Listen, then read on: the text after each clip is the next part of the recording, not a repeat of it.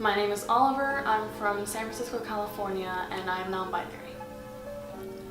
The journey of self-discovery was interesting, to say the least, and it started when I was around 11 or 12.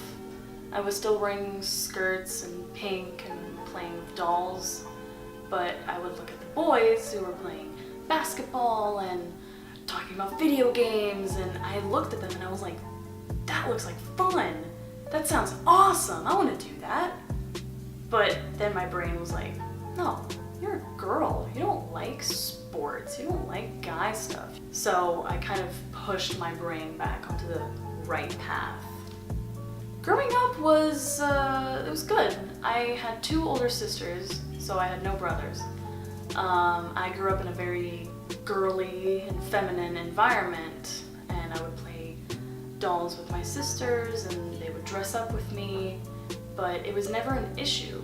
I never felt trapped, or I never felt bad or anything. Those feelings started cropping up when I was in my mid-teens, around 14, 15.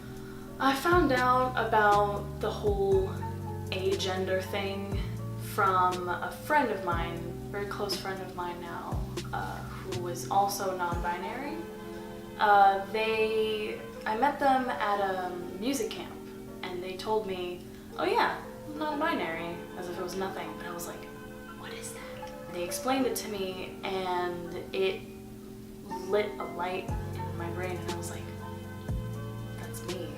That's the word that I could put to the thoughts that I've been having for the past 2 years. And so I started looking into that and researching that whole world and the term, and the more I researched, the more I realized, like, yeah, that's who I am. Coming out was different. It depended on the situation. With my friends, it was really easy. Some of them, it took them a little bit longer to understand what I identified as, what I wanted to be referred to as, but most of the time it was really quick. My family was interesting. Out of my 2 sisters, one of them accepted me right off the bat. She knew everything there was to know about that whole gender community. The other sister, it took her a little bit longer to understand who I was and who I wanted to be, who I wanted to identify as, but she came around. My parents, on the other hand, were difficult.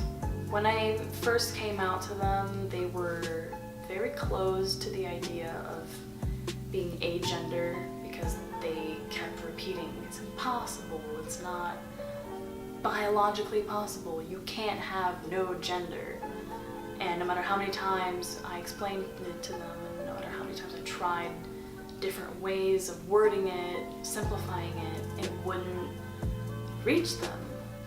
And for 2 years, it was just a constant battle of me being out but still kind of closeted, because I didn't really have anyone to go to about my dysphoria and the mental challenges that came with being trans. It was up until January of my senior year of high school that I put my foot down and was like, you know what? I don't care that you don't understand exactly who I identify as. The only important thing is that you respect my choices and accept me for who I am. When I remember all the thoughts that I would have, I think to myself, I was not a girl. It was so obvious from the get-go that I was just the mix of everything put together. And I'm very proud to say, to confidently say now, that I am who I am, and that is non-binary.